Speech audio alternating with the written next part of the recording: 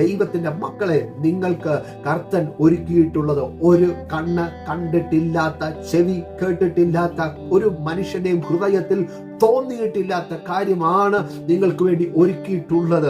അങ്ങനെയെങ്കിൽ ആ വചനത്തെ വിശ്വസിച്ചിട്ട് നിങ്ങളുടെ മുമ്പോട്ടുള്ള ആ പ്രതിസന്ധിയെ നോക്കിയിട്ട് അത് മാനുഷികമായിട്ട് ആർക്കും തന്നെ ചെയ്ത് തരുവാൻ കഴിയാത്ത വിഷയമാണെങ്കിൽ പോലും വിളിച്ചു പറ, എനിക്ക് വേണ്ടി എൻ്റെ ദൈവം ഒരുക്കിയിട്ടുള്ളത് ഒരു മനുഷ്യന്റെയും ഹൃദയത്തിൽ തോന്നിയിട്ടില്ലാത്ത കാര്യമാണ്.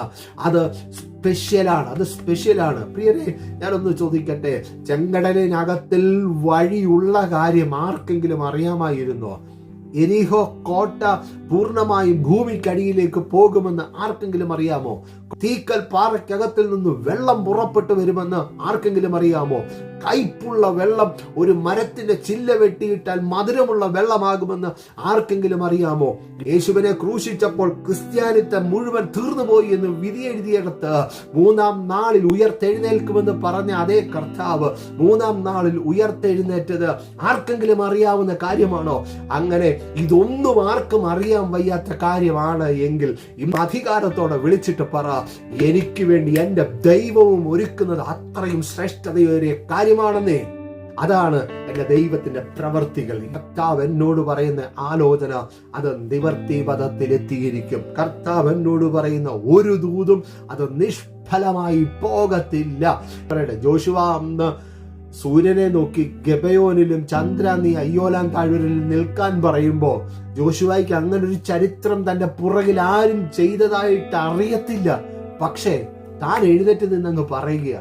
ആസ എന്ന് പറയുന്ന മനുഷ്യൻ ഒരു കൊച്ചു കുന്നിന്റെ മുകളിലോട്ട് കയറിയിട്ട് പറയുകയാണ്, ബലവാനും ബലഹീനനും തമ്മിൽ കാര്യം ഉണ്ടാകുമ്പോൾ സഹായിപ്പാൻ ആരുമില്ല കർത്താവേ എന്നൊരു പ്രാർത്ഥന പ്രാർത്ഥിച്ചപ്പോ ജയിക്കുമെന്ന് തനിക്കൊരു ഉറപ്പും ഇല്ലായിരുന്നു എന്ന് വിശ്വസിക്കാൻ കഴിയുമോ? അല്ല, താൻ പ്രാർത്ഥിച്ചാൽ അതിനകത്ത് വ്യക്തമായ മറുപടി ലഭിക്കുമെന്നുള്ള ഉറച്ച ബോധ്യത്തിലാണ് തന്റെ നിസ്സഹായ അവസ്ഥയിൽ അവൻ പ്രാർത്ഥിക്കുന്നതും അവിടെ ഡെലിവറൻസ് സംഭവിക്കുന്നതും. എബേസിന്റെ പ്രാർത്ഥന എന്താണ്?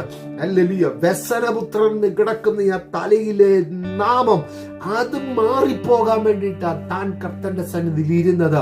ആ കർത്തന്റെ സന്നിധിയിൽ ഇരുന്നത് ഹല്ലേലൂയ വെറുതെ ആയി പോയോ? ഇല്ലെന്നേ. ഹല്ലേലൂയ, അവന്റെ സ്ഥിതിയെ കർത്താവ് മാറ്റി എങ്കിൽ ദൈവഭക്തനെ, ദൈവ മകനെ, മകളെ, ഹല്ലേലൂയ കുടുംബത്തിനകത്ത് ഈ ദിവസങ്ങളിൽ വെളിപ്പെട്ടു വരേണ്ടുന്ന സകല ദൈവിക നന്മകളും യേശുവിന്റെ നാമത്തിൽ അത് ഈ ദിവസങ്ങളിൽ അത് പുറത്തു വരുമെന്ന് കർത്തന്റെ ആലോചന വ്യക്തമായി പറഞ്ഞു.